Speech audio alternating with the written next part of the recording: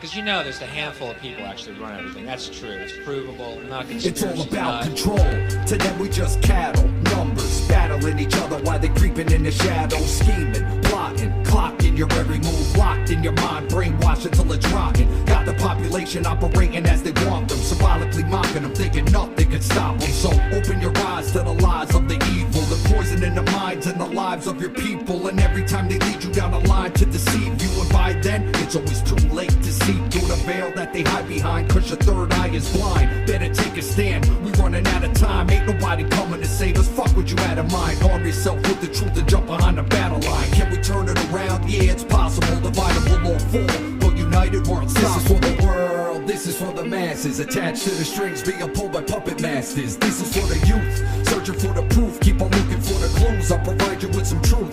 This is for the ones waking up from the spell, beginning to discover themselves. Yeah, this is for the youth, searching for the truth, keep on looking for the clues, I'll provide you with some proof. This is for the world. Yeah.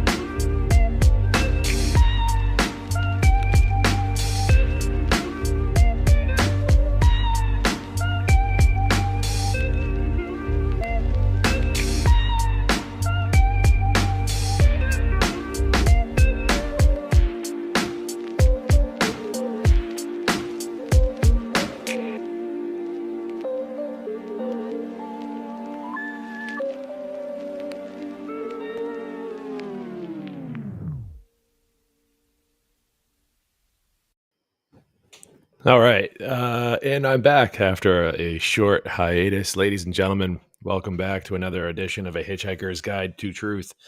My name is James Cordiner. My website is freeyourmindne.com.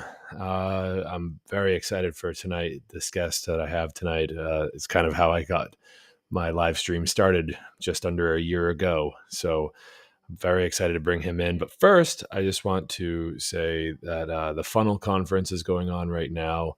And I am very, very excited for that to be watching. I've been watching that all day. And I'm going to be watching it again all day tomorrow. So go over to freedomundernaturallaw.com or, find it on YouTube or Facebook, wherever you go. Go to onegreatworknetwork.com to watch it there as well. You can find my work there.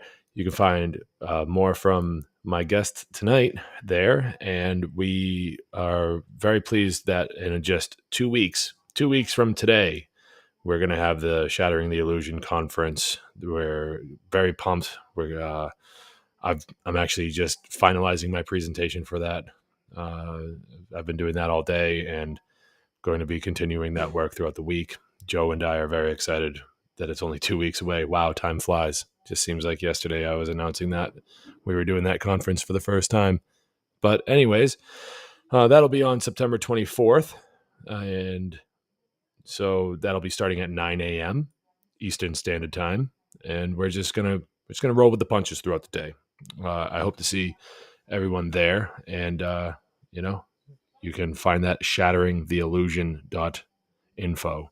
So without any further ado, I'm very pumped to bring in my guest now, Etienne de la Boetie Squared. How are you? I am fantastic. It is good to be with you and your audience. Nice. You got someone in the background there. Awesome. I do. Cool. House.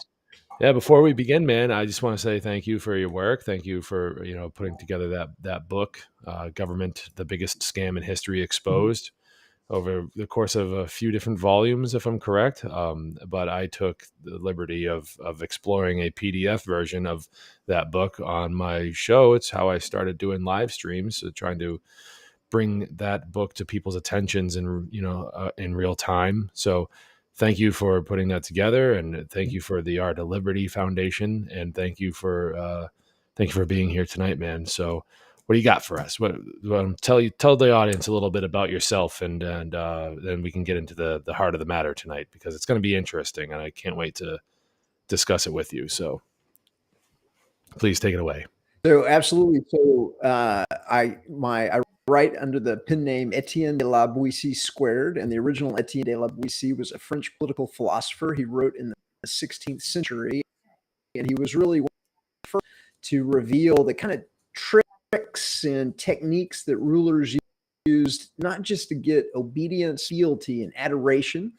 And so, with the book Government, the Biggest Scam in History Exposed, the subtitle is How Intergenerational Organized Crime Runs the Government, the Media, and Academia. And what I do in the book is some of what I reveal is that it's been the government and the media working together since essentially time immemorial to control the information that people receive and kind of keep society in a modern version of Plato's cave.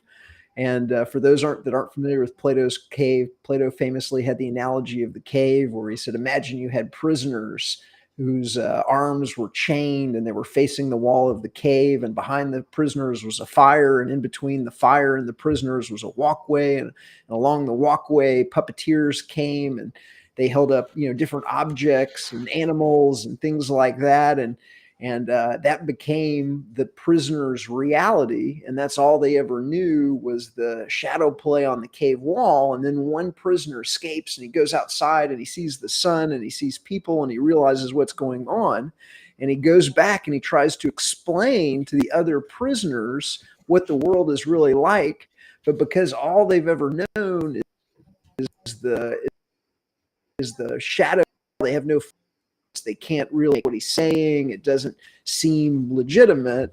And so what I try and do is explain in the book in a very image-rich,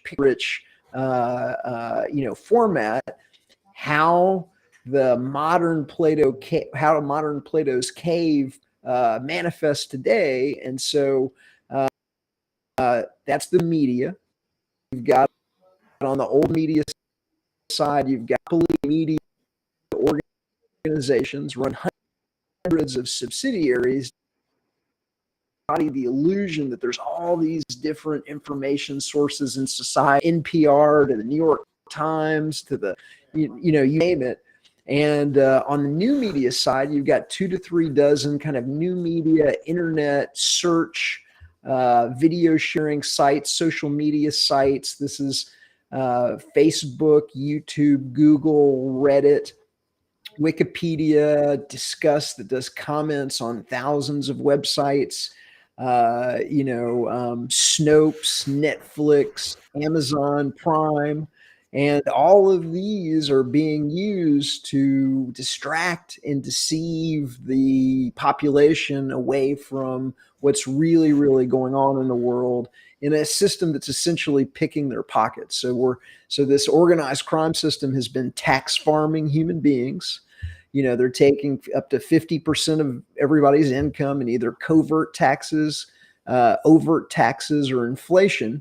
And they're giving them this fake reality that makes it seem like it's legitimate that the government gets to rule them. It's legitimate that you owe them this money, and that everybody's going along with it, and this just is the way that it is.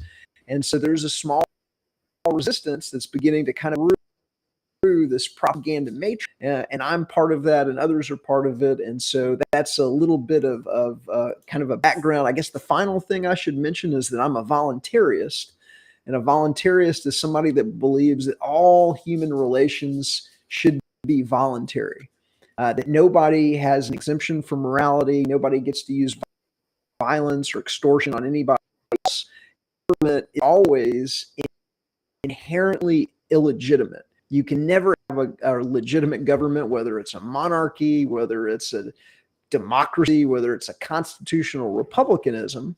And the reason that you can't is because government doesn't make logical or moral sense. You can't delegate rights that you don't have yourself. If I don't have the ability to take James's money and spend it on good things, or I don't have the ability to make up rules for James myself, then there's no way that I can delegate a right that I do not possess myself to a representative to represent me doing something that I don't have the ability to do myself.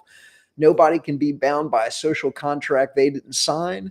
And if if myself and my girlfriend vote to rob James, it doesn't matter if there's 3 of us There's nothing that makes something that's inherently immoral now magically moral, because the mob outnumbers the victims. And so government has been the biggest scam in history, and they've been getting it away with it because they've been controlling all it's legit, desirable, and necessary, and we don't need government. Everything that government does would be done better, faster, cheaper, or shouldn't be done at all by the free market, by mutual aid societies, by nonprofits, by real charities. The roads, air traffic control, Amtrak, the majority of what the government does is provide services. And those services would be better provided in a free market. And if we would get rid of the parasite of government, the theft of government, the taxation and everything, everybody would have more than enough money to take poor and the disadvantaged. And so that's really kind of like an intro, an overview, and that's excellent. Most of that came through. Unfortunately, I can see that your internet connection is fluctuating. Is there anything going on there with like Wi-Fi that you could limit the amount of internet or bandwidth that you're using on your end? No, I'm literally only using this right now. Okay. All right. No big deal. Most of the audio on that came through pretty crystal clear, so that's good. Awesome. So that kind of leads us right into what you were talking about there with the involvement of the media, and that being like the, I guess, fourth or maybe fifth branch of government there. We know that the fourth branch of government would be like the news and stuff like that, but then it even reaches out further than that with the rest of the media out there, possibly even being branch 4.5 or even maybe even branch number 5 itself, with things like what we're really here to talk about tonight. Would you care to go a little further into that? I would like to preface this with just bringing everybody's attention to the television network, or HBO, right? Let's just jump right in, right? HBO is owned by Warner Brothers. And who else is owned by Warner Brothers? I just like to give the example of CNN. And that company, CNN, as we all know, is got their claws dug very deep in a lot of heavy propaganda over the last, many years, if not the entire time it's existed, right? So I'd like to draw that line. I'd like to connect those dots together, because if we're going to sit here and say that one of these networks that's owned by this company is untrustworthy, it's like a two-faced type of system, right? It's like cognitive dissonance. You can't have one finger of that animal be trustworthy and have the rest of them be, untrustworthy. It's all or nothing in these cases, and it tends to lean more toward that they're all untrustworthy. So why don't we just hop right into what got my attention and why you're here tonight to talk about the recent HBO documentary about Anarchapulco titled "The Anarchists." Yeah, absolutely. And so you mentioned that that CNN is owned by Warner Media and Warner Media Discovery, and on the other side of the ledger, they also own HBO, and HBO is a subsidiary of Warner Media, and so CNN is fake news, and HBO is fake government news, and HBO is fake government documentaries. And so in the case of the anarchists, I've been going to a conference in Acapulco called Anarchapulco since 2015. I've been there since the first year. I published the first edition of my book in 2018. And in 2018, it was the best-selling book at Anarchapulco because I had a table and Lark and Rose didn't, and I was hustling it. It was the best-selling book in 2019. It was the best-selling book in 2020. And eventually they had to, let me on the main stage because it would have looked weird if the guy that has the best-selling book at the conference wasn't on the main stage. And so, you can see my speech at Anarchapulco on the Art of Liberty website. But I've gotten to know a lot of the main stage speakers. I've gotten to know a lot of the participants. I've been there the entire time. And since about 2018, I have believed, and others, many other attendees of Anarchapulco have believed that it has been a controlled opposition event to kind of steer and smear the modern anarcho-capitalist, voluntarist, anarchist movement. And for those in your audience that aren't familiar, I'll just go ahead and let the cat out of the bag that voluntarism is essentially a rebranding of anarchy, because anarchy has been smeared and steered. And anarchy just means no rulers. It doesn't mean no rules, but because the rulers don't want you to know there's an option on the menu called no rulers, they've used this media system that I break down in the book, including the control of the dictionary. And one of the things I do in the book is show you the 1827 definition of anarchy and compare it to the modern Merriam-Webster definition of anarchy, so you can see how it's been changed to be chaos and dystopia. And then that chaos and dystopia is then magnified by this media system, because anarchy and voluntarism are the most powerful, have the potential to be the most powerful social movements in the world, because they're exposing the scam of government, the illegitimacy of government, the fact you don't really need government. And so once everybody realizes, oh, government's been a scam, it's illegitimate, the world is a self-organizing system. It produces spontaneous order. Everything that it could be done by the government could be done by the free market and mutual aid societies and private charities and nonprofits. Well, then government's done, right? And so that beach ball, they've been trying to keep it underwater and make sure that nobody really understands what's going on. And so what I believe, the kind of my thesis that I've been breaking down at artofliberty.substack.com is a breakdown of the HBO series, The Anarchists, from this behind the scenes view of somebody that's been there the entire time since 2015, was a main stage speaker, was a speaker, I threw the biggest party at the conference, and that was not affiliated with Anarchapulco, just to get people away from Anarchapulco that was, selling them drugs and in the base of Anarchapulco realized,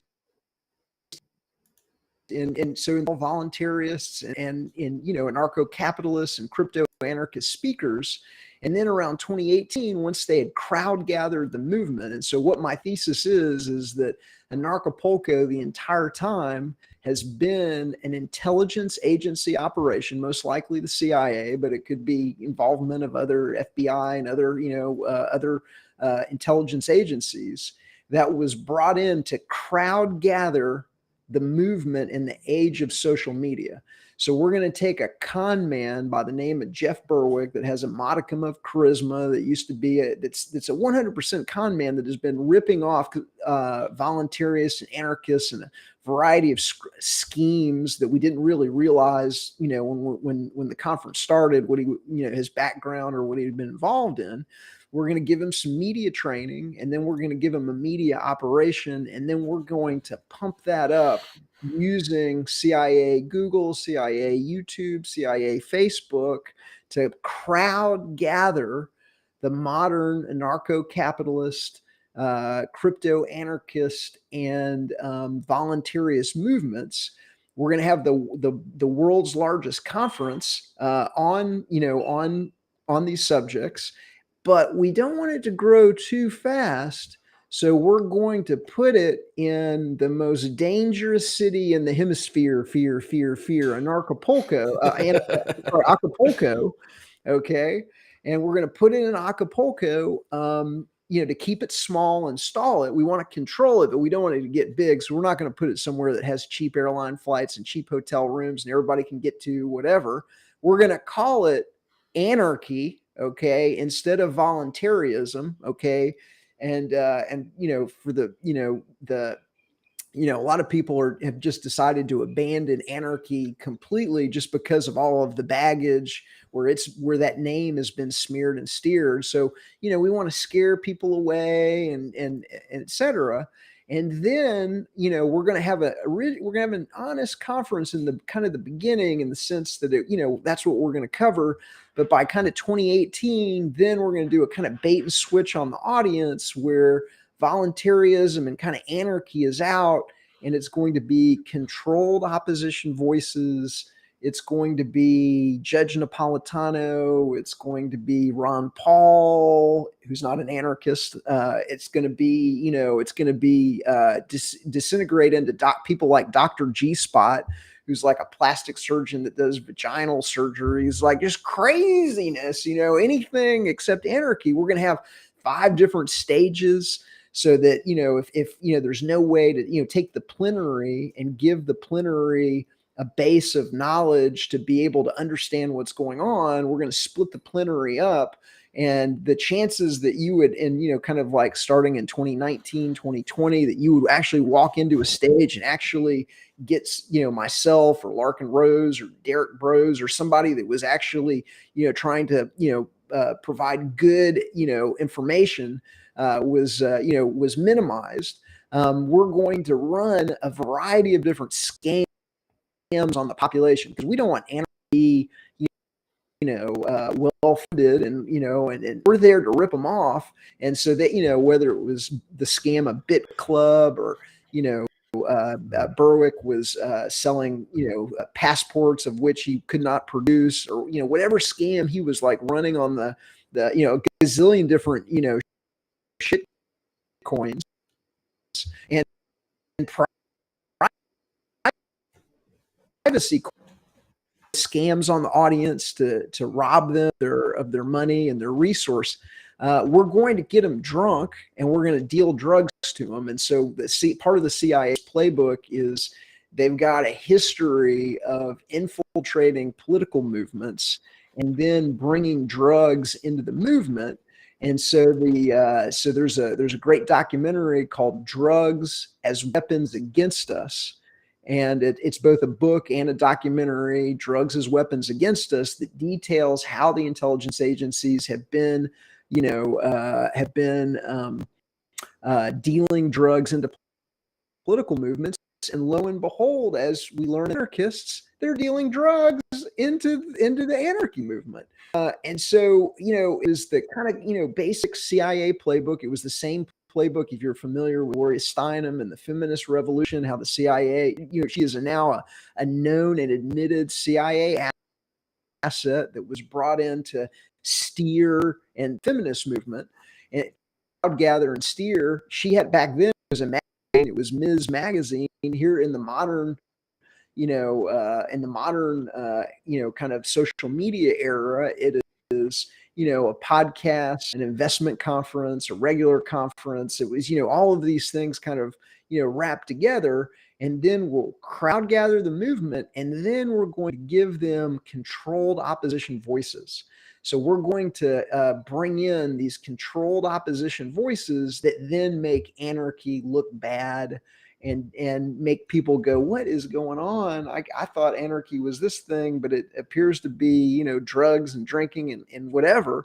And so starting in 2016, there was a documentary crew, a guy named Todd Schramke and his girlfriend, Kim Kyland.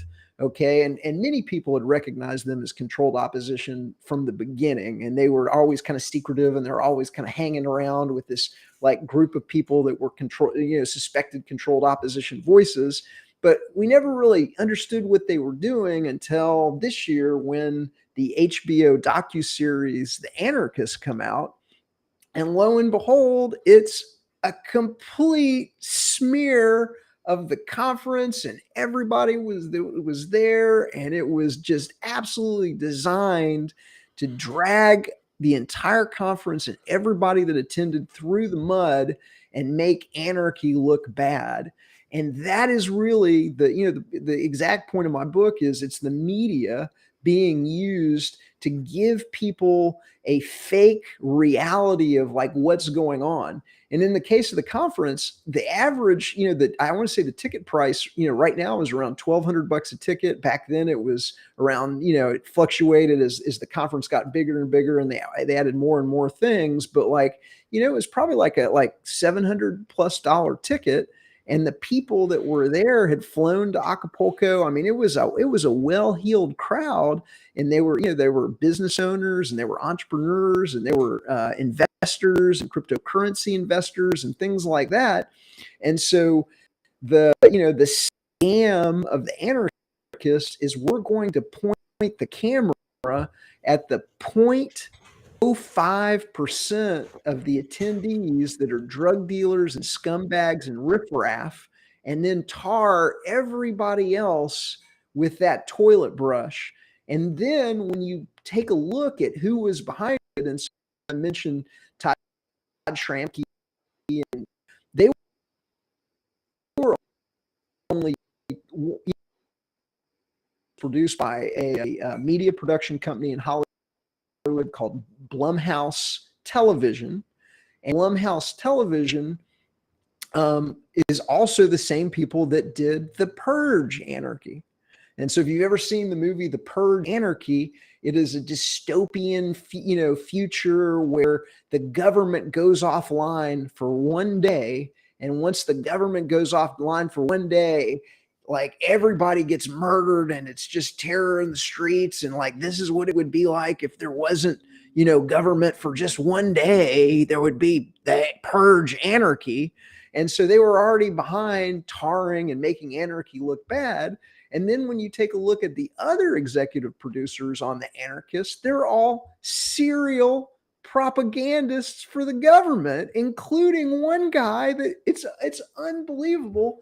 One guy did a docuseries called Plandemic that made Bill Gates and vaccines the hero that came out on Netflix in January of 2020.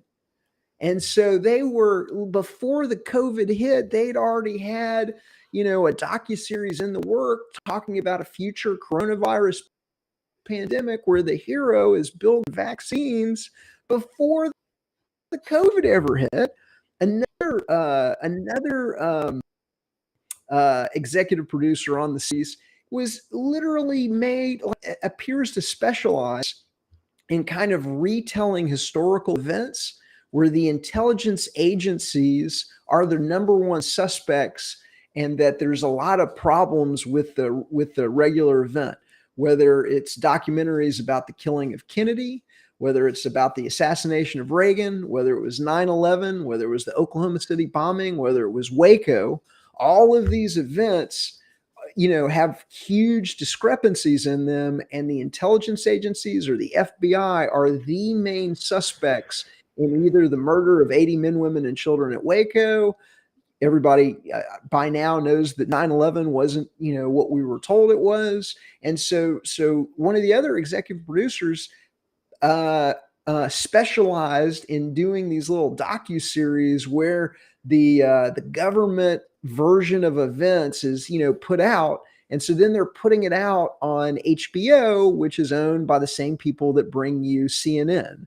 And so CNN is fake government news, and HBO is fake government, documentaries designed to distract and deceive you away from what is really, really going on in the world.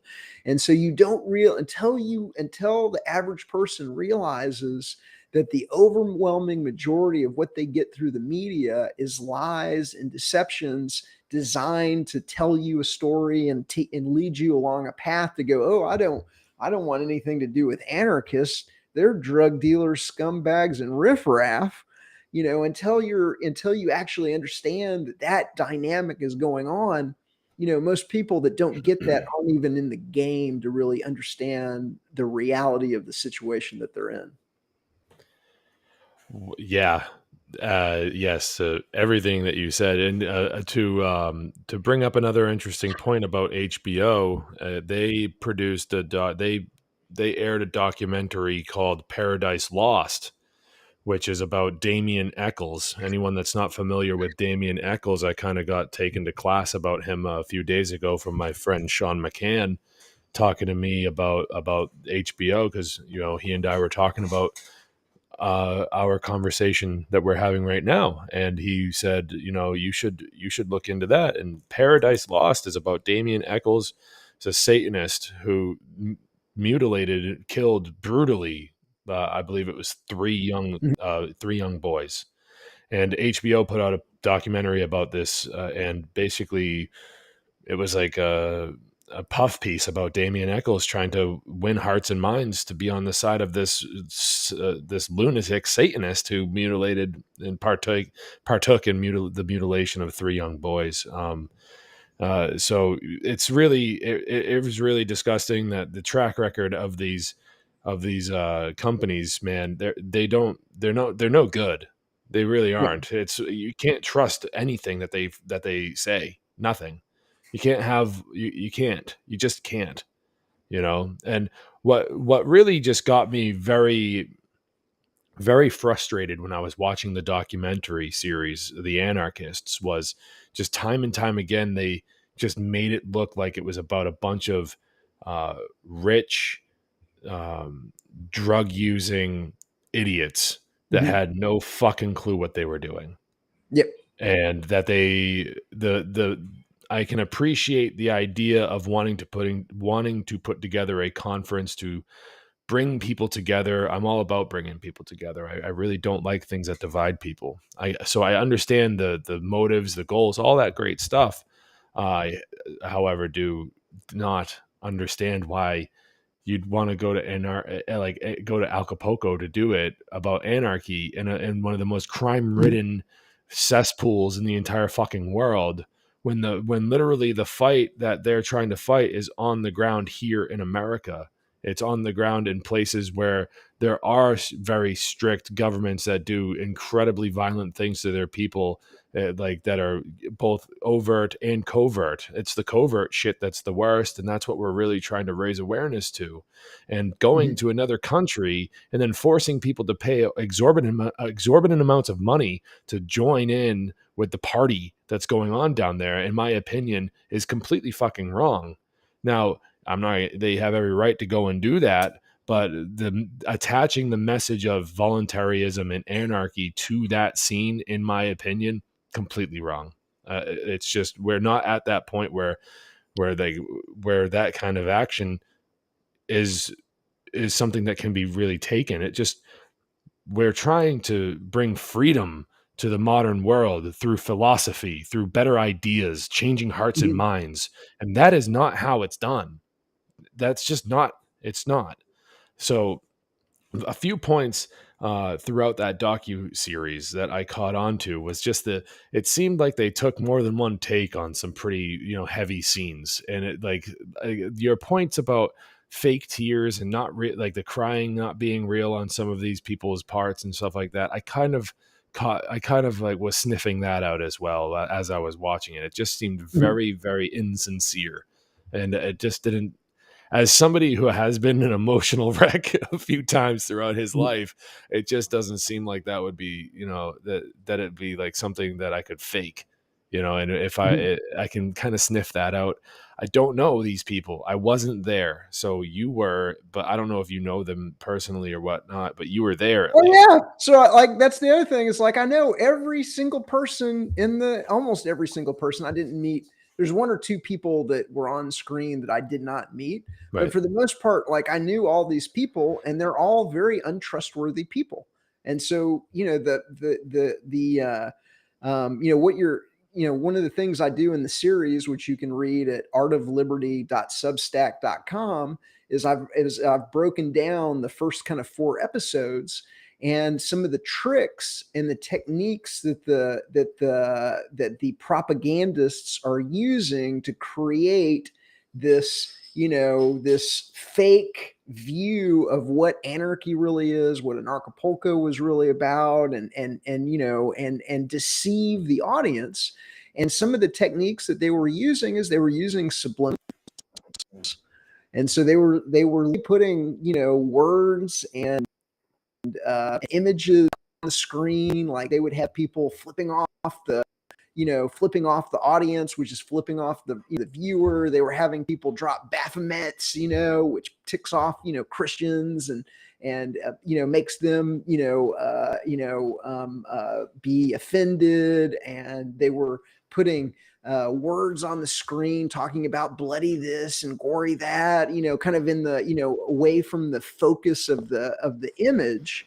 And so in addition to doing subliminals, they're also using a technique called framing, which is essentially, again, the average attendee at an Acapulco was a business owner, was an entrepreneur, was, a cryptocurrency investor, something like that. You never ever really see that unless they're just all partying and like getting crazy.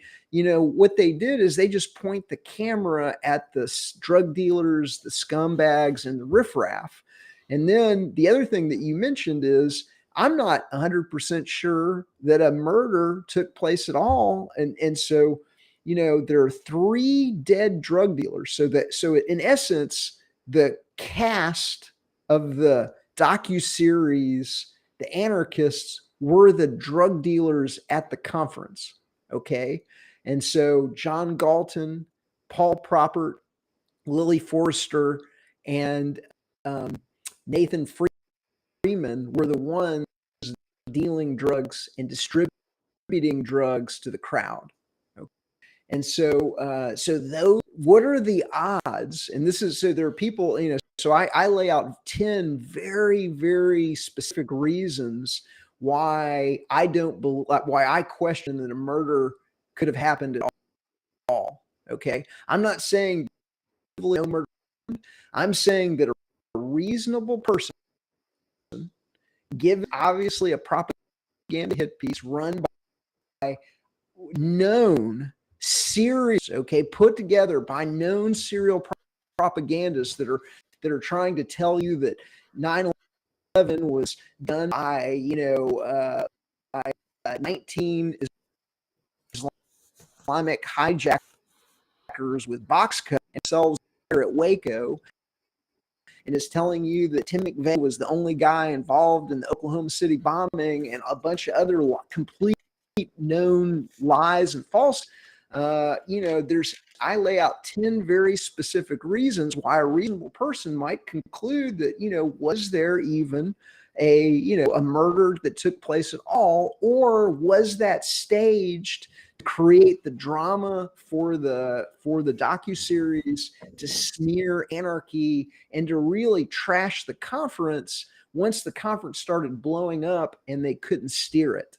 And so some of the reasons that I lay out in the article for those that have actually seen the movie is that Lily Forrester and the person that is purported to be John Galton's mom do not shed a single real wet tear in any of the scenes, including, immediately after the murder. They go on and they do live streams on Facebook after John Galton is shot and this guy Jason Henze is shot. They go, who does that? Like some of this stuff is really crazy. They have, in the 5th episode, they have the world's smallest funeral. And so at John Galton's memorial ceremony or funeral or whatever you want to call it, there's less than 10 people. There's about 10 people on screen at any one given time. And there's only one 20-something. There's only one other 20-something in the crowd. So he was allegedly 20-something years old. And so there's only one other person that's close to his age in the crowd. And so it's like, what, this guy had absolutely no friends? Nobody came to his, to his funeral. I could go on and on. The body was, quote unquote, you couldn't identify the body. It was in such a bad condition because the supposedly the freezer broke, or in the morgue, that it was a biohazard, so nobody got to see the body. Just what are the odds? And so I've had people that have been critical of my theory going, "Oh, Howard, you're being, Etienne, you're being, you did it yourself." and my question to them is, what are the odds, that known serial propagandists follow around a small group of people at a high-end conference, and 3 of the people that are featured in this documentary that are essentially the stars of the documentary are all dead, and they're all in their 20s, in their, from 20s to,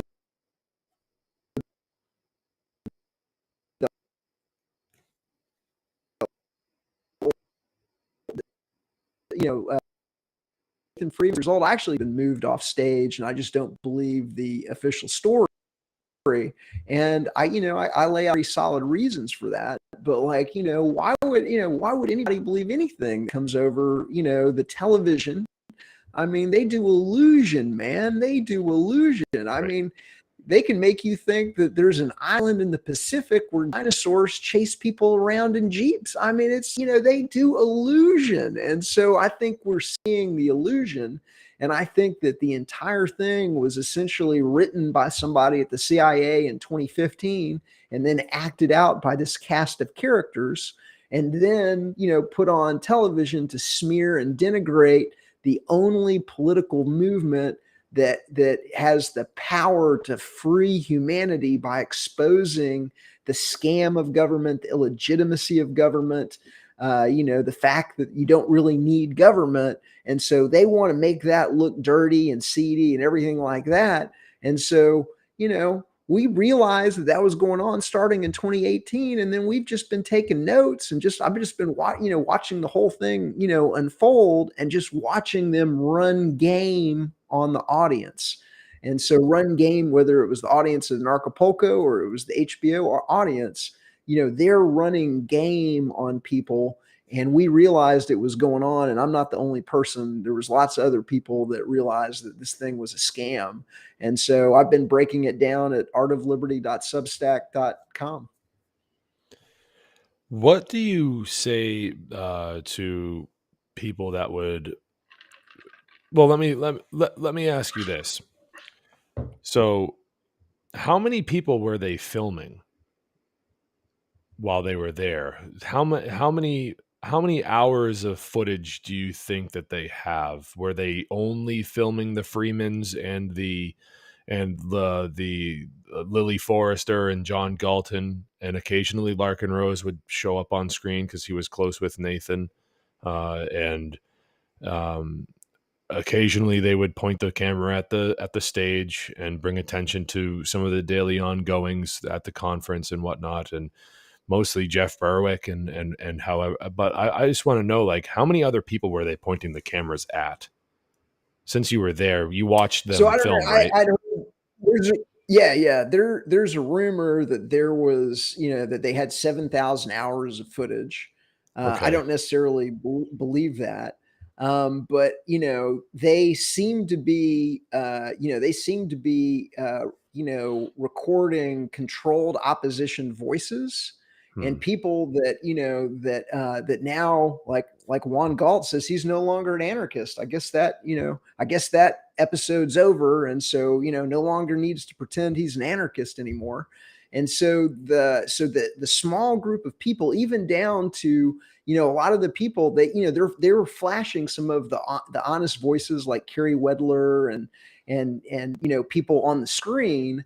But the main people that they were focused on, Dana Martin appears to be an actress that has been to make homeschooling bad and supports a version of homeschooling, like let your kids do whatever they want, which is essentially doest thou wilt, kind of the base satanic philosophy. She's covered in satanic imagery. She dresses her kids up in these horrible, costumes. It's just, she's almost like designed to make anarchy look bad. And so Berwick is a scam artist that was, everything from the scheme of BitClub to, shit coins to, you name it. And so the main cast of characters were these actors that were brought in. One person that I saw them, they've got some film in the can of me because I'm watching them interview this clown named Quinn Eaker, and I don't know if you remember. I think it's in the 5th or the 6th episode. There's a staged fight. So one of the scams they were doing is they would generate drama every year to get people talking about the drama instead of the ideas. And so instead of, talking about the ideas of liberty, they would, kind of stage some kind of, like drama. And one of the things of the drama that they did was they brought in this clown named Quinn Eaker, and he, challenged Berwick to a fight on the dance floor at like the main party at the conference. And then that got everybody like talking about that. And I realized that the whole thing was staged, and it was, what they were doing. And I saw them interviewing him, and I just like went over and I go, I can't, I just went off on the crew and the, and Quinn Eaker going, this is all BS. You're just, you're making this conference look bad. Quinn Eaker showed up at our turtle party. We threw a private party for kind of the guests as a fundraiser for the Art of Liberty Foundation, my foundation, that was the biggest party, that wasn't associated with Anarchapulco. And he tried that at my party, and somebody took him down in 30 seconds flat, choked him out, and then we kicked him out. And so it was manufactured drama. They brought in a woman named Jessica Kill that was attached to the White House, that literally on her Facebook page had pictures of her with the Bidens and the Obamas. And so they brought in a White House connected PR person to run the conference for the 2 years. Everybody hated her. And so they brought her back again for another year, and she steered it into the ground. And so, there were just so many things suspicious. Like, how can you have a White House connected PR person running a conference, that's looking to get rid of the government and this organized crime government? And so there's a couple of ways, if I could interject, there's a couple of ways. One of them involves everything that you're saying. And then another one is just as simple as saying that Jeff Berwick was a sellout, and all he cared about at the time was getting money and kind of gaining more control over it and kind of changing it up that way. I mean, there are ways to think about it where somebody's just kind of getting greedy, but it doesn't. Jeff Berwick then wouldn't be approaching it from a principled stance. So how much of a legitimate anarchist could he have really been at the time, if at all ever? So that's what kind of like what I thought about when I saw that coming up on the screen. I'm like, wait a minute, like how could you be an anarchist and willingly hire like somebody that is in with the federal government to that extent? It doesn't make any sense. It doesn't make any fucking sense. It does if the whole thing was a CIA operation to steer and smear anarchy. Well, exactly. Yeah. That's when it starts making more sense, is when you consider that these people, they want to shoot down the best idea, the idea that hasn't been legitimately tried yet. And if they can keep that idea down, then, there's no competition. And anarchy, voluntarism is very, very good competition for them, and they're threatened by it, and they'll take any chance. They'll take any chance they can get, including putting out a docuseries like this where millions of people could watch it in a very convenient time in American history and world history too, where the idea of voluntarism and anarchy has never been so popular.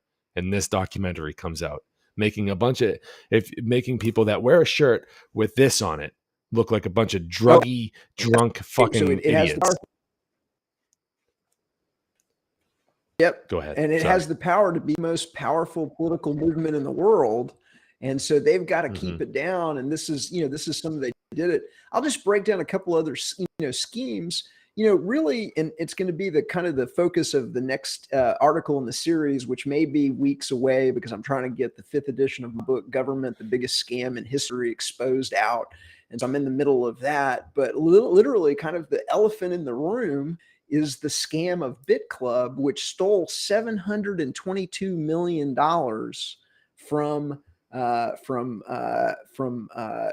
anarchists. And I'll just tease the audience that I think that Joby Weeks, who's CIA, who's just, controlled opposition media things. But I think Joby Weeks was the CIA guy that was running the whole thing, or was one of the, there's probably somebody in the background that I don't know, but, but that guy was involved in a $722 million Ponzi scheme that ripped off a lot of anarchists, including some of my friends. And so that $722 million, if he walks away, and he's out of jail right now, there's pictures. I've got some pictures of him that I'm saving up where he's out partying, again with Luke Rudkowski. And so I think he was running, because I know from witness testimony that he once said that he was funding both Berwick and Luke Rudkowski. And so I think he'd been, funding controlled opposition voices, funding the conference. And that was, part of where the money came from. But the big elephant in the room is $722 million walked away. Not just from, it wasn't just, members of the conference. They were ripping off people all over the world with Right. the scam of BitClub. But like a lot of that, giving him a mainstay. I'll just tease out that that's, part of my thesis. Is that that $122 million, that's a lot of money, and where did it go? And could they have made this whole thing pay for it? Was that wrapped up, in a ball around it? But again, these are criminals. So government is like the government, the biggest scam in history. Intergenerational organized crime runs the government and academia, and these are criminals that are lying to the population going on. And I hope that people remember this, that as inflation gets worse, and as this, the social conditions in this country get worse and worse, remember who was lying to the population was really going on. Remember who was lying to population about the solutions that might have been able to help us, get this thing out. And remember the names, the executive producers that were behind the anarchists as things get worse and worse, because they're not just lying to the people of Anarchapulco, they're lying to their friends, their families, their neighbors, their scum. I mean, this is 100% organized crime scum, and the CIA is the worst of the scum. Most people, when they think of Mission Impossible and Tom Cruise and everything like that.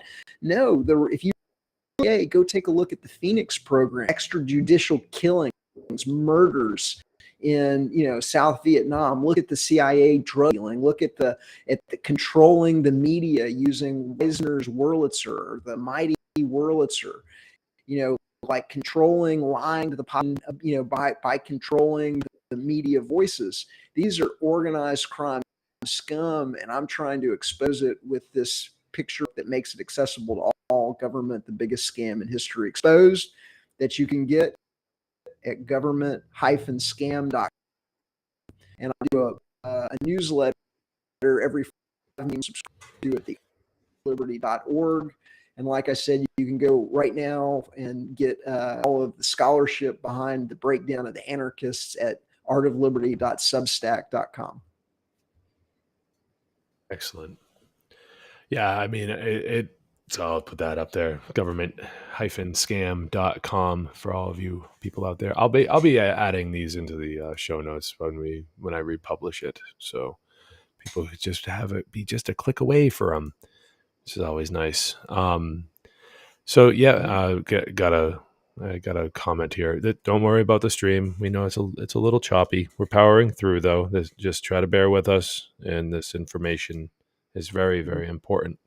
What would you say to somebody who would kind of make the argument of, well, they're documentarians, they're just selling, they're just giving up what sells because they have a job to do, and they that they're good people just doing their job, and of course that's what they're going to put on TV because that's what they want. They want the drama. Like what would you say to that? So I mean, it was manufactured, engineered drama. So I mean, Yeah. what are, again, they were dealing drugs into the conference, which is the CIA's playbook. And so, what are the odds that known serial propagandists from that have done including doing a doc about the COVID, about a future, what are the odds that one of the did a docu-series about a future coronavirus pandemic starring Bill Gates and vaccines that comes out in January of 2020, right before the COVID hits? This is using the media to create reality and be able to take the population down a path. And so what are the odds that known propagandists that are selling the official story of 9/11, the official story of Waco, the official story of Oklahoma City, the official story of the John F. Kennedy assassination, where the intelligence agencies are the number one suspect in historical crimes, follow a small group of people around that just happen to be running the CIA playbook of this powerful, movement in the world? Then three of them end up dead. It boggles. And so my critics, what I've been throwing to them, anybody that's critical of this theory is, what do you personally think? What do you personally think the odds of that scenario happening are? And I can't get anybody that's a critic of my theory to actually give me an estimate of what they think the odds are. One person said it was 1 in 10 million, but like many of the prominent people within the liberty movement and the anarchy, voluntarist movement will not, say what they think the odds are, because they're astronomical. The only way that this thing makes sense is if you look at it as an intelligence agency operation. And by the way, this is the intelligence agency playbook. It's the exact same thing. They hijack political movements, whether it's Sarah Palin and Dick Armey and FreedomWorks coming in with $40 million and taking the Tea Party and making it look like it's part of the Republican Party, whether it's the Women's March on Washington, which I actually break down on the website artofliberty.org, how they brought 500,000 women to Washington, D.C. to front run to make it look like the only opposition to Trump was women, and and then steer them into ineffectual slogans and commie speakers, and didn't dress the entire crowd in pussy hats. Like that's what the CIA does. And so when you're sitting there watching them do it right in front of you, you're like, this is a controlled opposition thing. Like, we were just sitting there dumbfounded that, like how obvious it was that they were steering, the conference. They were running games like they would charge, $10,000. They were trying to charge $10,000 to have a table, for me to have a table to sell books, because they didn't want my book getting into the crowd, even though I was a speaker. Oh, I'm sorry. They were going to cut me a deal. They wanted $5,000 for a table. And so like they were trying to control who could reach the audience, so that, oh, we've got this audience here. And so then part of the reason I think they threw it away is that we would just go around them. We would just literally bob and weave like a running back, and just be successful in getting to the audience. That's why my book was the number one selling book at the conference. Was they would try and charge us $5,000 for a table, and a friend of mine would loan me his table so that I'd have a table for free, because we just got around what they were doing. We would literally haul half of the crowd over to our, to the Turtle Party, where we would literally haul the crowd away, and where we would, give them, a magical evening without the unintelligible, nasty, foul-mouthed, rappers that Anarchapulco was bringing in. We'd bring in some of the, the best artists in the liberty movement, where you could actually, to try and get that culture out. That was another thing they were doing. They were stifling the culture by having the music be foul-mouthed rappers and tattoo-faced hip-hop artists and crazy stuff like that, versus exposing the crowd to, Grant Elman of Presence, or True Universal, or Elias Clay, or some of these, beautiful, beautiful, the beautiful music of voluntarism and anarchy. We're going to make it, we're going to make it seedy and nasty. Ra the Rugged Man, right, was there Yeah. at What one a point. scumbag. Just scum. I've been a fan of Ra the Rugged Man for a long time, but recently it's just kind of no. I don't know. He did he did an interview recently on Timcast IRL, and I appreciate Tim Pool for what he does. Kind of an unbiased, seemingly unbiased news reporter that has some interesting people come in to have open forum conversations. I appreciate that kind of approach to spreading news around. But they had Ra the Rugged Man in there, and he in his lyrics and stuff, he claims like he's an anarchist. He calls himself an anarchist, and then he turns around and just falls for these psyops and all this bullshit, and he's just clearly not an anarchist, not a true one at least, and it just turned me right off to the whole thing. Yeah, so, yeah. By the way, the fact that he's associated with Tim Pool, that's another one of my suspected controlled opposition voices. And so I'm not ready. Yeah, I mean, I'm not ready to take him down yet, but because so it's a little. Oh no, he is for sure.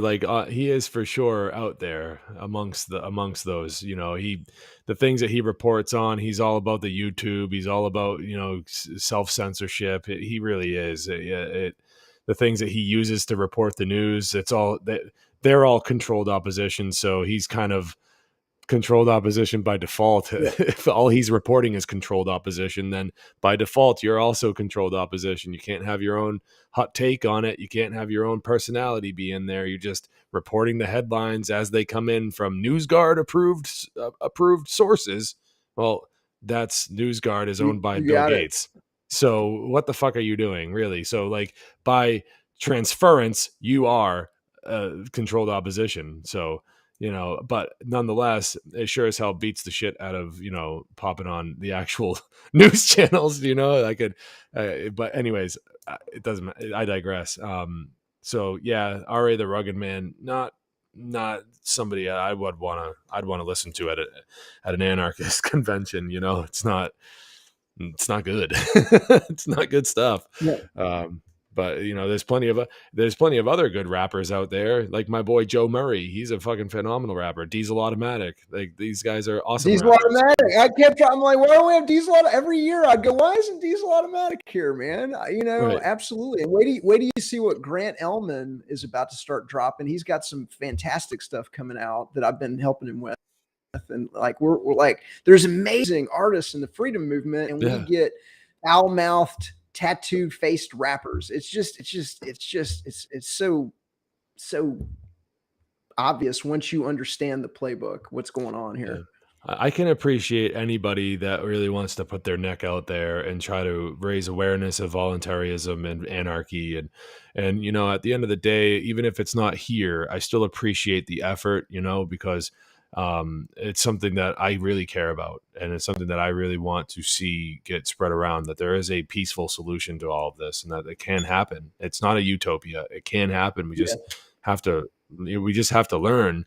And the more people that are doing it, and again, I know I stated earlier that I have problems with, leaving America and doing it wherever, but at the end of the day, whatever, whoever's doing it, wherever they're doing it, that's great. But when it's being done incorrectly, I think it needs to be called out. And I think that the way the documentary portrayed Anarchapulco, that Anarchapulco was doing it incorrectly.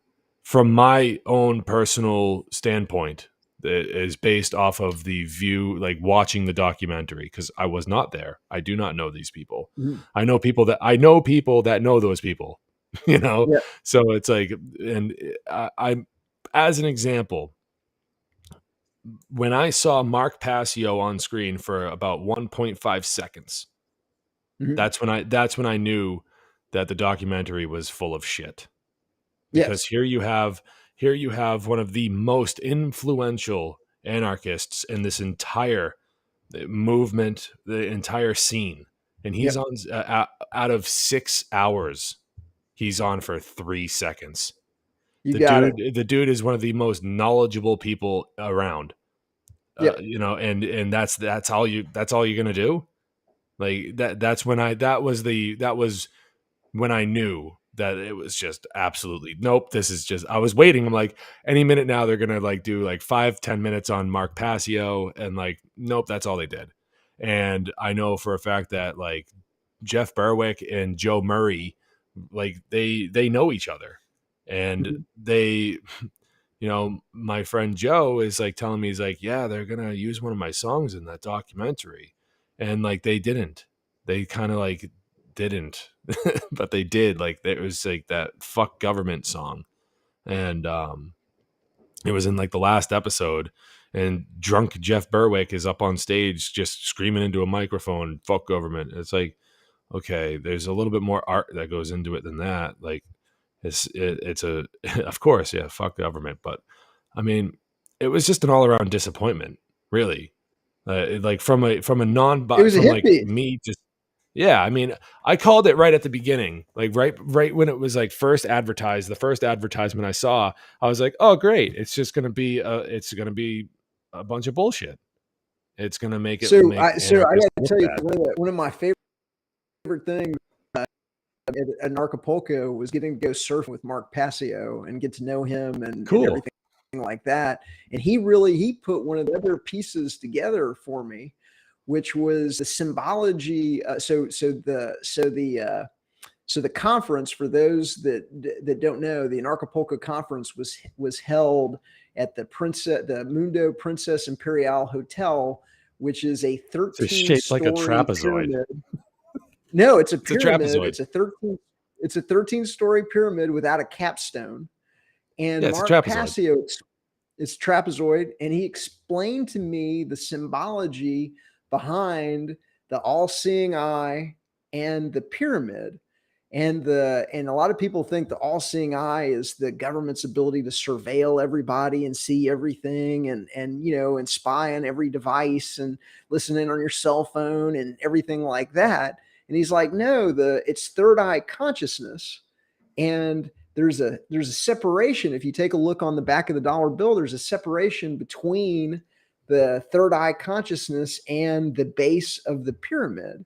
And the symbology is that they're keeping humanity in the base, in base consciousness. They're keeping them drunk. They're getting them Yeah.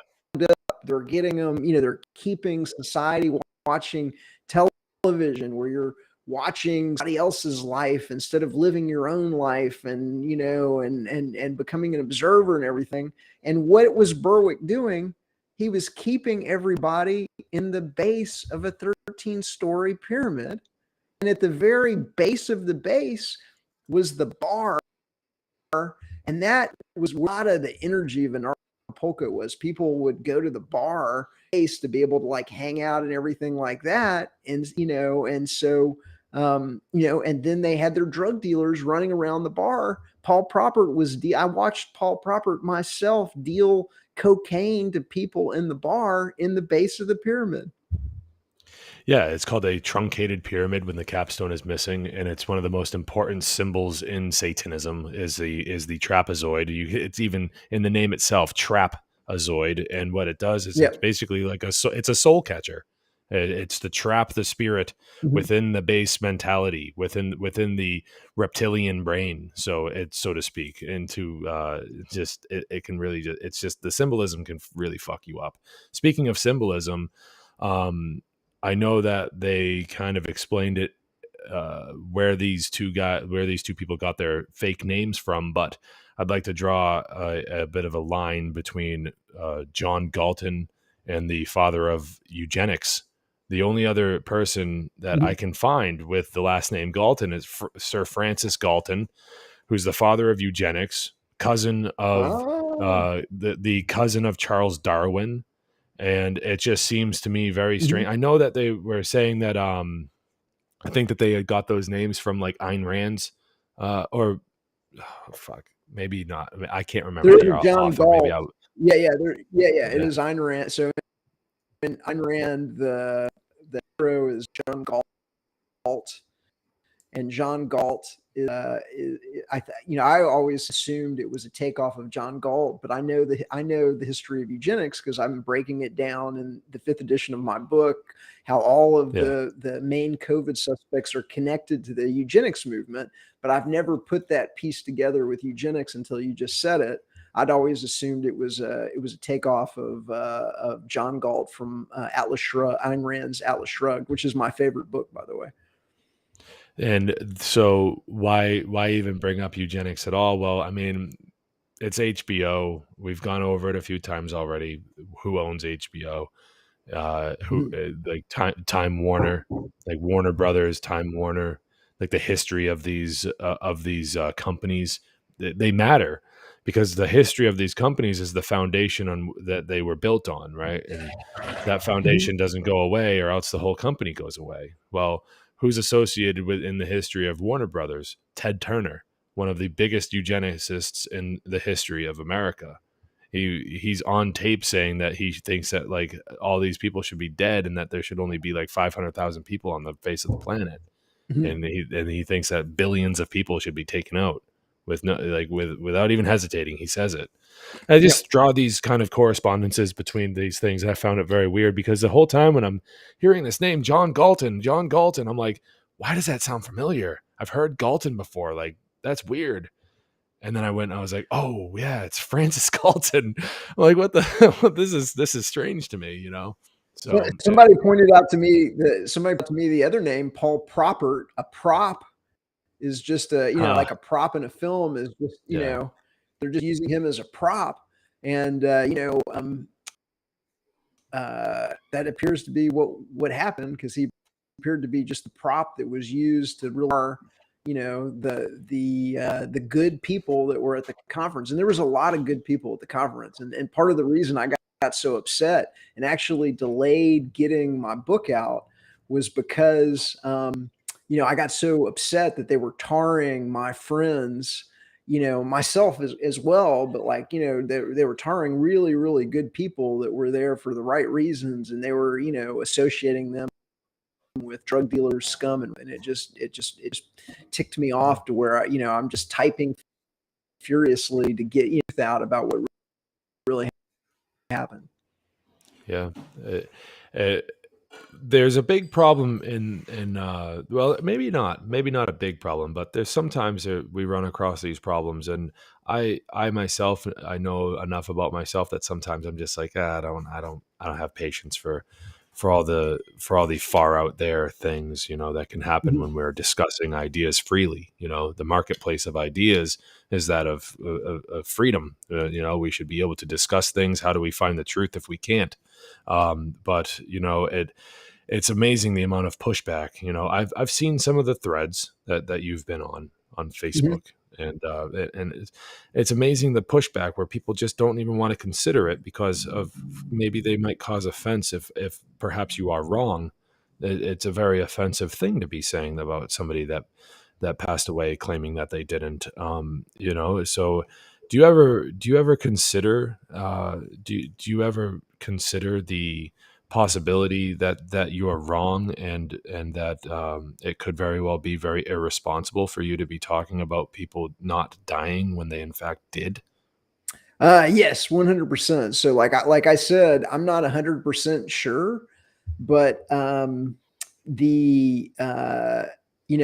lay out 10 very solid reasons why why a reasonable person would be suspicious, given the fact that this entire thing was produced by known serial propagandists and liars. And one of the reasons, one of my reasons is that all of these people are known liars. Lily Forrester is lying about dealing drugs. I've been doing a real deal investigation where I've interviewed over, I'm saying like either 7, 8 plus insiders, including members of the Anarchapulco team, including members of the Acapulco anarchist community, of which I'm very, very, very well plugged in. And I don't think there's anybody else that could have done this. And so I've got, witnesses that saw her dealing drugs, that know that she's a drug dealer. And so she's lying. So again, all of the people are known liars. Jeff Berwick is a known and proven liar. Lily Forrester is a liar. Paul Propert was a liar. Like these are scum people. And so, I just don't believe it.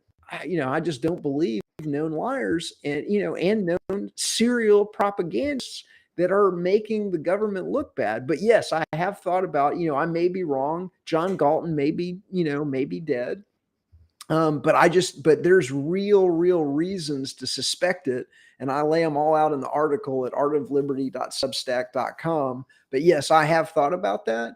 But at the end of the day, I don't really, like if somebody, is putting forth a story where the odds of that story being true are astronomical. Okay. The odds that three people ranging their 20s to their 50s, I'm not sure how old they were, that so known propagandists follow around a small group of people, and three of those people end up dead, and they're in their 20s, 30s, and 50s, very, very young. The odds of that happening are statistically, astronomically against that scenario happening. And so to some degree, I don't feel, given, everything else and all the deception around it. And, I feel like, I just don't believe it. I mean, I 100% don't believe it. And everybody that I see that's involved with it is a liar and a scumbag. So I just don't believe it. Well, kudos to you, brother, for, trying to get to the bottom of it. I mean, just the fact that the company that is making this documentary and is behind all of it and everything, sponsoring all of it, we know what we know about them. History has proven that to be correct. So to take it upon yourself to really want to get to the bottom of just what happened, how did the documentary turn out the way that it did? Is what they're presenting to us really the truth? That takes a lot of courage, man. It really does, because again, they're known liars. It's what we've been talking about all night. Is these people are the companies behind this documentary are known liars, and they have no interest in putting the truth out there at all. They don't. I didn't believe you when you said that Blumhouse was behind, that was involved with the Purge anarchy. I didn't believe you. I looked it up, and they are. It's insane. Makes my head want to spin around. I didn't. I thought I kind of smelled something fishy with Blumhouse, but when you mentioned that, I was incredulous. So I looked it up on the spot, and well, kudos to you again, man. It's really tough to it does. It takes a certain amount of courage to really look at something and be like, hey, I'm going to see how deep this rabbit hole goes, but I'm really happy that you are considering how you might be wrong. I think that also takes courage too, where you're not just, a bull in a china shop going, no, I'm correct, because that kind of arrogance can also be a hindrance, or it can be harmful to the types of things that we're really trying to help breathe life into the world, So I really appreciate your kind of having a balanced approach to it. And I personally appreciate that. One of the things I was thinking about is if they aren't dead, they may be dead soon, because this is an intelligence operation and they may just clean it up. It's a lot harder to hide somebody when nobody's looking for them. It becomes much harder when people are looking for them. And so you may see the intelligence agencies clean this thing up, and they may, if they were still alive, they may not be soon. Yeah. Let's see. It's all sad either way, Did you ever think, so you're obviously very good at research. We're going to wrap it up here pretty soon. I think we were going to do 90 minutes. If you want to go longer than that, we can. But you're obviously very good at doing research. What is your, how did you get to be so good at doing research? Well, I was a researcher at one of the big four think tanks in my youth, and so I don't know if you've ever heard my origin story, but like, I was working at one of the big four think tanks when the Oklahoma City bombing happened, and I had at my disposal a $3,000 a month LexisNexis terminal, and I realized that the story that was coming out of Oklahoma City from the mainstream media was very, very different that was coming out of the local Oklahoma City media and the alternative media. And with all the tools that I had at my disposal, working for one of the biggest think tanks in the world, I began kind of digging into what happened at Oklahoma City. And I came to the conclusion that the intelligence agencies were behind that, and then that almost everything that I discovered in my research was backed up by a independent investigatory committee in Oklahoma, headed up by a Oklahoma state representative named Charles Key. It was called the Oklahoma Independent, Bombing Committee. They came to the exact same conclusion, and that everything that I had figured out, completely independent of what they had figured out, that all of that was rolled up into a movie called A Noble Lie. And that's one of the movies I back up. Everything I back up on the book is backed up by a 32 gigabyte flash drive full of evidence of of what's in the book. And you can get that documentary in our flash drive, and you can go and get it on, I think it's available for free on BitChute. But once you realize that the organized crime government is blowing up daycare centers full of kids, are the militia movement that was growing after they had massacred 80 women and children at a church in Texas and Waco. Once you realize that the government's doing that, you've just got to throw your shoulder against the door and try and stop it. And one of the things that going back to the anarchists, is one of the things that I hope will come out of this is I hope one of these people will flip. I hope one of the people that's in the cast of this will come forward and admit, what's going on, and go from being a complete zero to being a hero. Like the best thing that could happen is to have one of these cast members come out and say, I'm not going to support a government that murders children, that literally blows up daycare centers full of kids. I'm not going to support that. I'm not going to have that on my conscience. I'm not going to tar, all these people. I hope one of these people flips, and that we see a hero emerge and really, expose this whole thing in a way that, it could ultimately topple the government if it came out that the government was running the intelligence agencies were running an operation to steer and smear anarchy on HBO. I mean, that could be huge. And so, I'm holding out hopes that that some of these people have a conscience and do the right thing. Yeah, it sounds to me like you really know what you're doing when it comes to researching topics and coming at things from a principled approach when it comes to anarchy and natural law and objective morality, trying to do the right thing, because it's it's not easy to do the right thing. Sometimes Yep. you want to give up because you feel like it's a fruitless endeavor, but you keep pressing forward. No, And we're kicking ass. Are you yeah. kidding?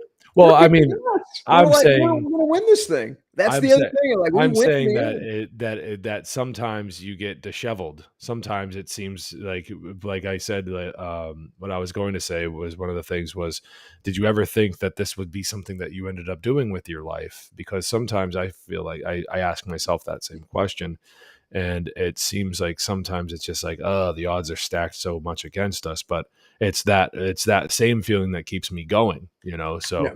sometimes it can feel, you have those moments of doubt where it's like, but no, doing the right thing, we know they're liars, we know they're cheats, we know that they're scamming us, and they get this to quote to quote the dude, this aggression will not stand, man. This aggression will not stand, and we got to put a stop to it. Yeah. And the best way to do it is to expose them for the liars and cheats that they are. The great work. Yeah. Yeah. That's for sure. They do do illusion. Yeah. Yeah. So that's for sure, man. You know, like I always think of it this way: the technology exists to make, to make superheroes look like they're really flying. You know what I mean? If that exists, then they can put anything they want on the television. You're not there. You weren't like. That's why I stress about, earlier tonight during our conversation, I did stress like I wasn't there. I don't know. I don't have the firsthand knowledge. I don't have the firsthand experience. I wasn't there. So it's really tough for me to say. I do know, however, that I've seen some pretty crazy movies where they make people do some pretty crazy things. And what's to say they can't use that same technology to put whatever else they want on that television, who's to say? Certainly not me. Again, I'm just I'm I'm just a guy doing a podcast about about anarchy every week. That's all. But, when do you see the next edition of your book coming out, bro? What's up? Because I want it. So my goal is to get, my goal is to get it shipped to the printer this month, and so we appear to be on track for this. One of the things that delayed it was, like I said, I got so angry that they were tarring my friends at Anarchapulco and the anarchy movement and the beautiful ideas of voluntarism or anarchy that I, kind of went off on like sidetrack, but now I'm focused. I'm heads down. We're making really good progress. This week, I was spending a lot of time, believe it or not, correcting. So a lot of the links in the, in the book, in the PDF of the book, there's a lot of hypertext links backing up a lot of the claims in the book.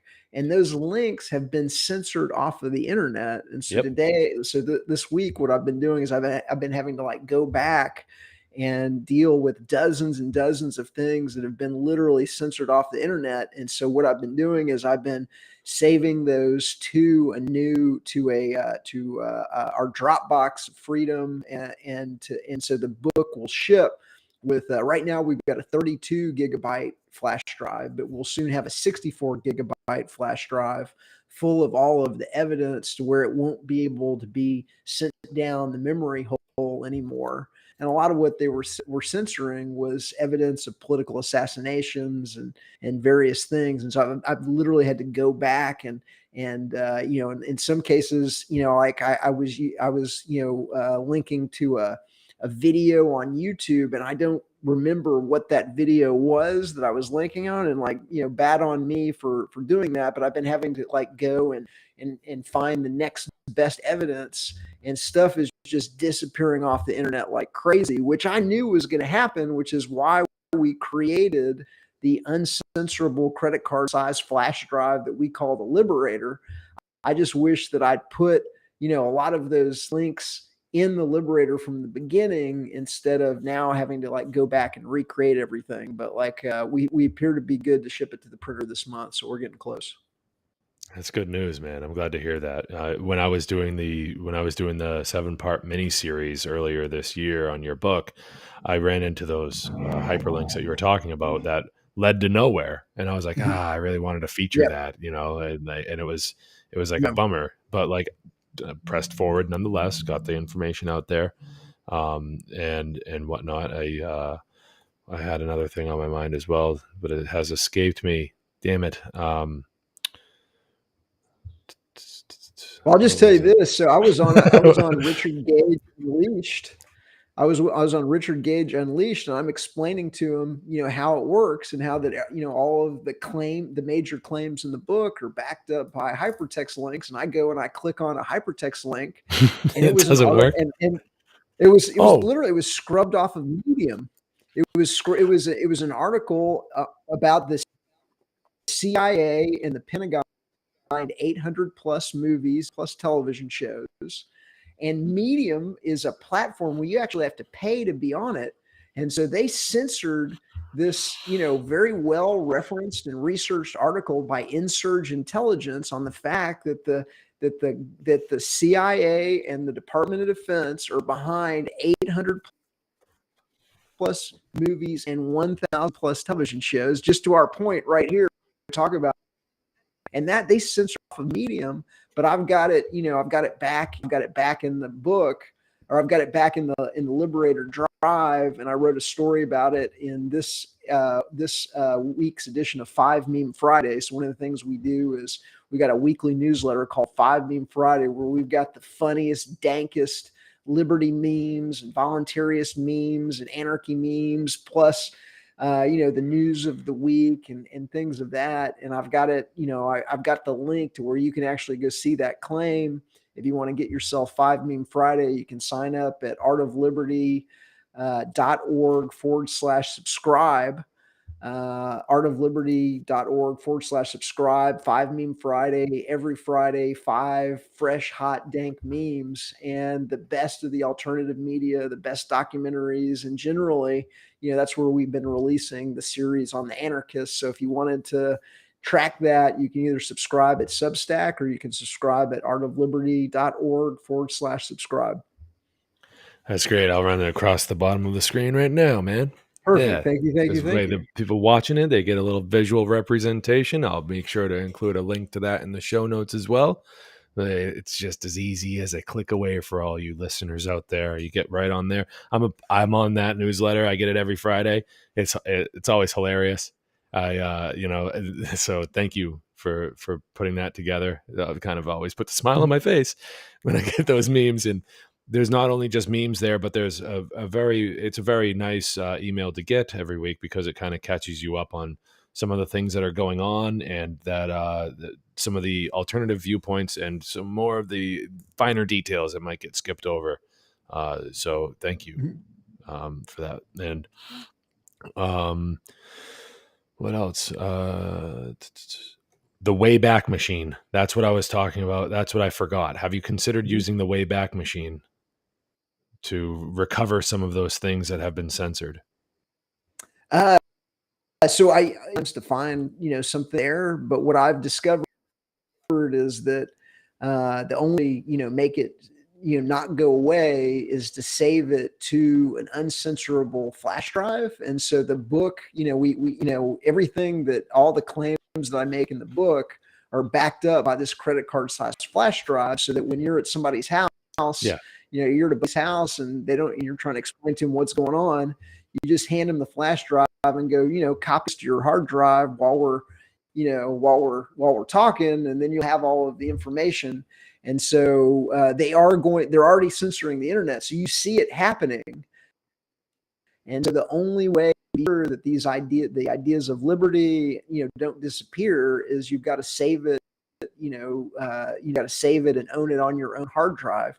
One of the reasons that they do these netbooks and cloud books and everything is so that they want to, Google Chromebooks and things like that, is they don't want you owning your own hard drive. They want to be able to censor information.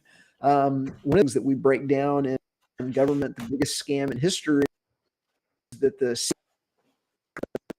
Amazon is that it's a Mason you want from a Mason with free shipping, but you shouldn't if you can avoid it.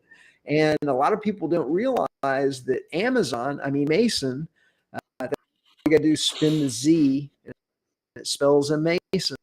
Things that people realize is that Amazon got caught deleting books off the Kindle about a decade ago. And so they did a beta test deleting books off the Kindle, and they deleted the book 1984. So everybody that had bought the book 1984 on their Kindle just saw it go down the memory hole. And it was a funny ha-ha for the intelligentsia, because if you're familiar with the book 1984, the main protagonist, Winston Smith, his job was he worked at the Ministry of Information, and he made things go down the memory hole. And so the funny ha-ha of the Kindle and the fire is that they're going to burn books digitally in the future.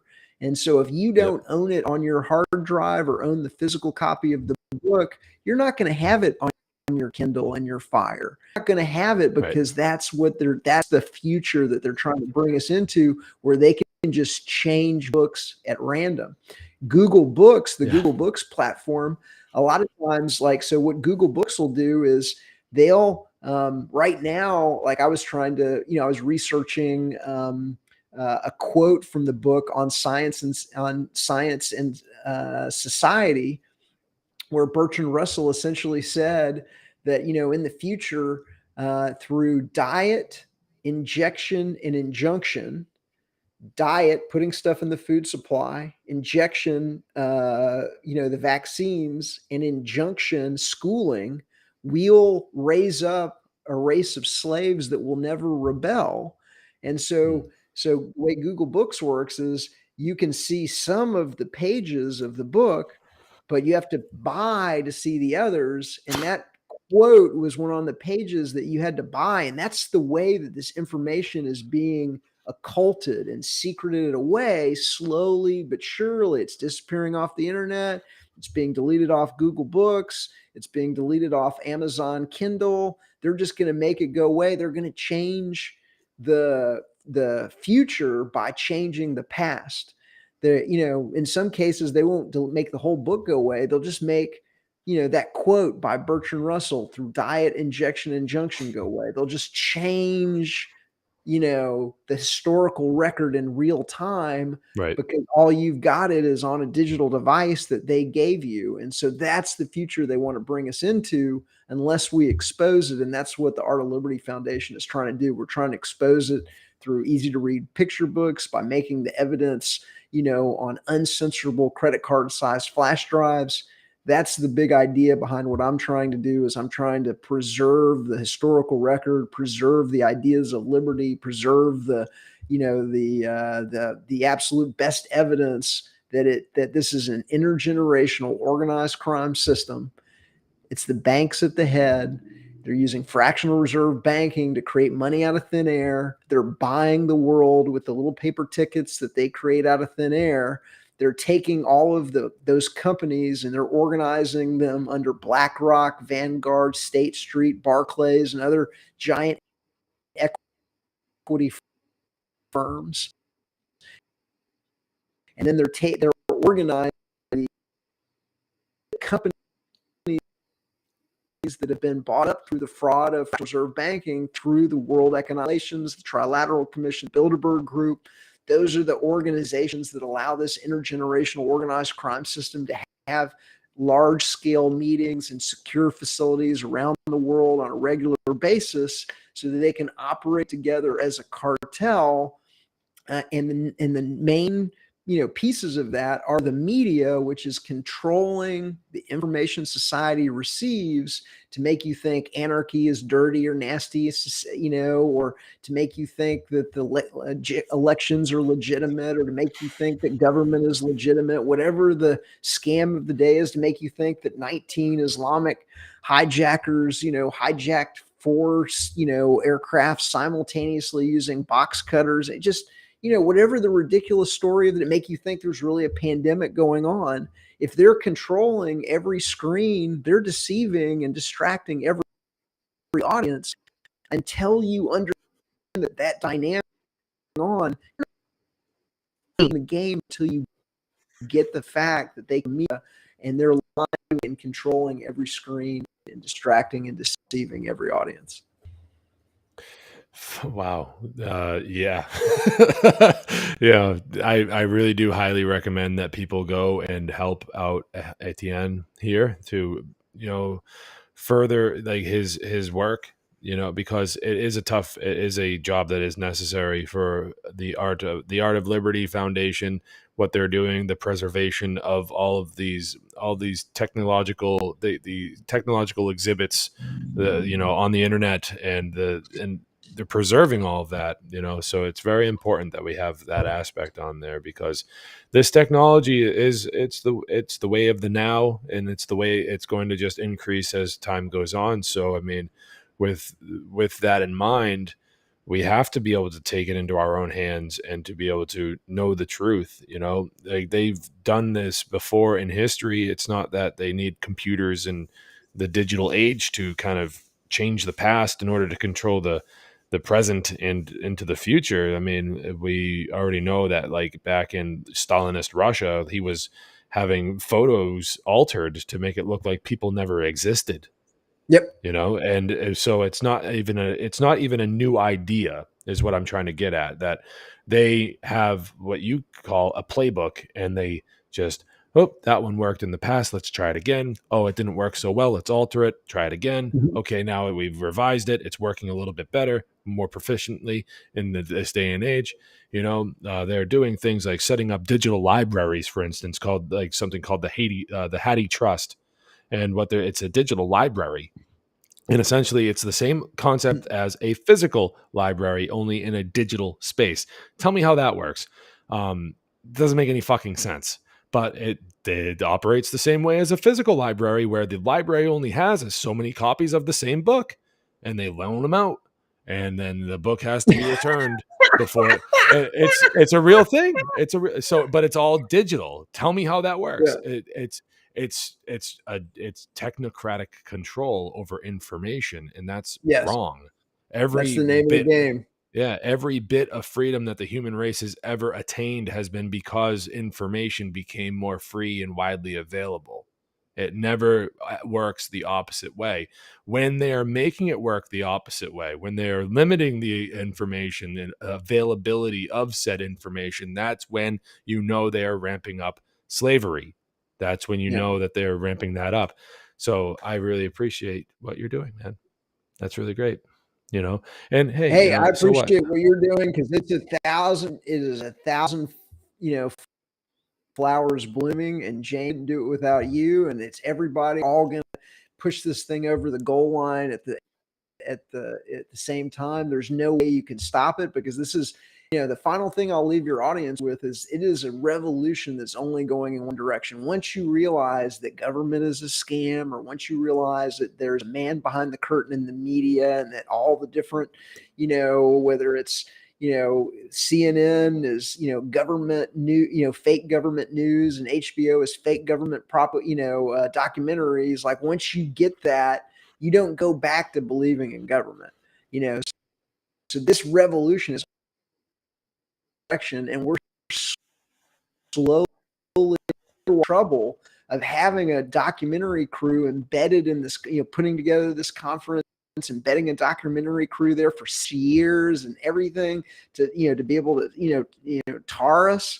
If they weren't worried about the ideas of liberty getting out, and the ideas that, hey, it doesn't matter what the question, freedom is the answer. And at the end of the day, the only thing that voluntarists and anarchists are supporting is freedom. It's real freedom. And once you discover that it delivers the goods, that it produces the highest amount of wealth for the greatest amount of people on the planet, with the greatest amount of opportunities, whether they be educational or jobs or the most complex societies, that is the thing. Like, when people find out that you don't have to have government, it's all over.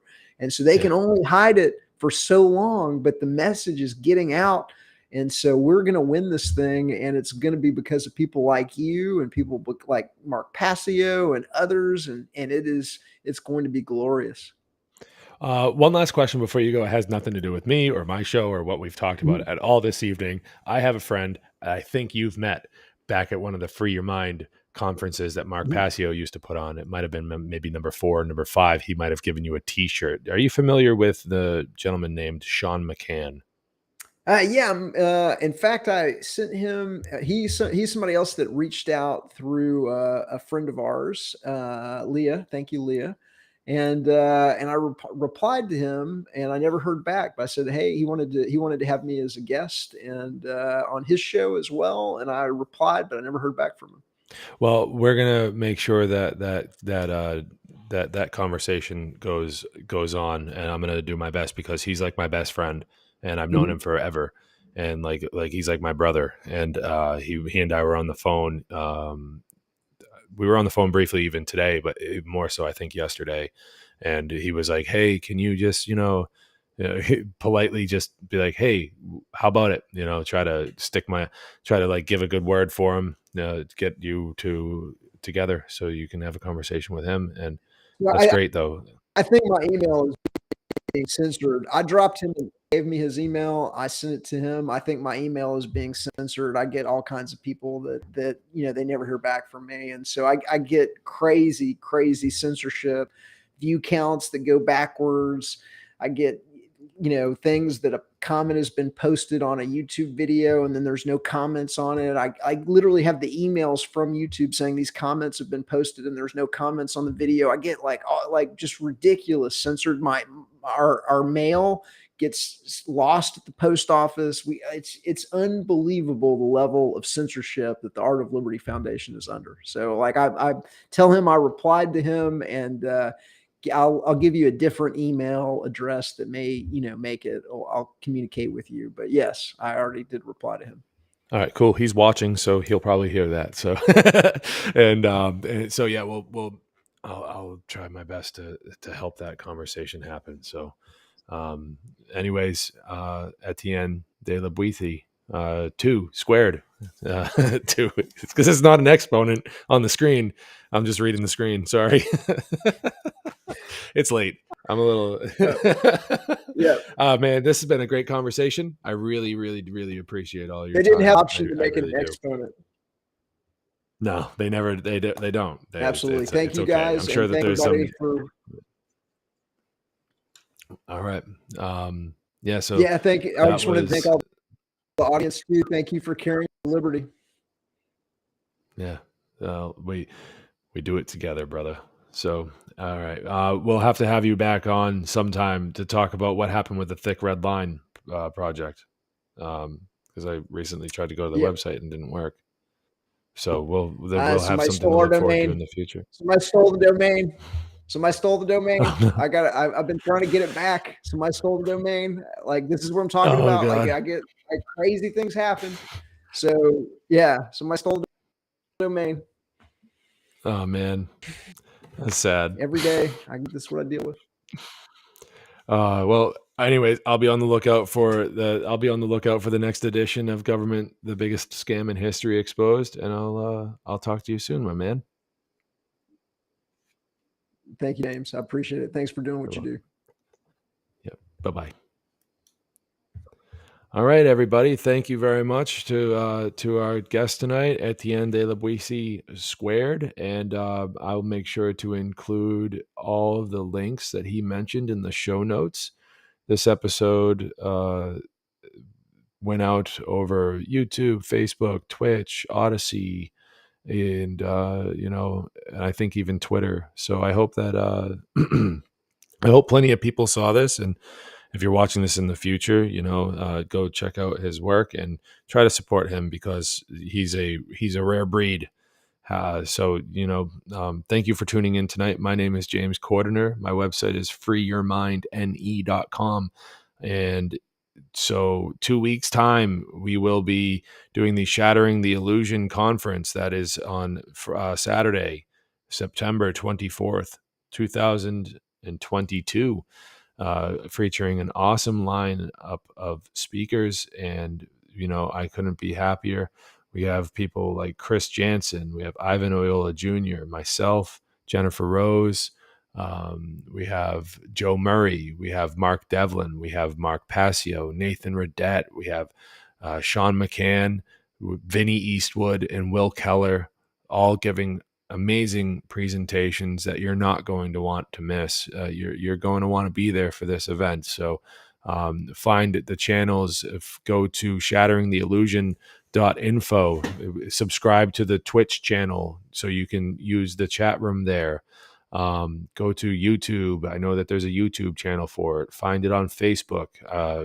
Get subscribed to these channels, folks. Set your notifications to notify you when we go live. We're going to be featuring new music by Diesel Automatic and Joe Murray. That is a title track that's called Shattering the Illusion. So they teamed up and put together a song just for the conference, and we're going to be premiering that at the beginning of the day. There's going to be some entertainment scattered throughout the day. We're trying to set up what we're going to do in between the presentations, and I think that a little bit of music here and there seems to be something that could keep the groove going. And I hope to see you all there, and thank you for tuning in here tonight as well. So like I do every week that I'm broadcasting these days, because, busy man, I just want to remind you all out there that times might seem rough, and it might seem, kind of tough to get through, but just remind yourself that there is a difference between right and wrong, and that we as conscious beings must choose to do the right thing no matter the cost. You make that choice with your free will, and that is the best way to generate a good reality for us to live in. It starts with you, and it carries out into the universe and touches everybody that you come into contact with. So do the right thing no matter the cost. I love you all. Agape. Peace.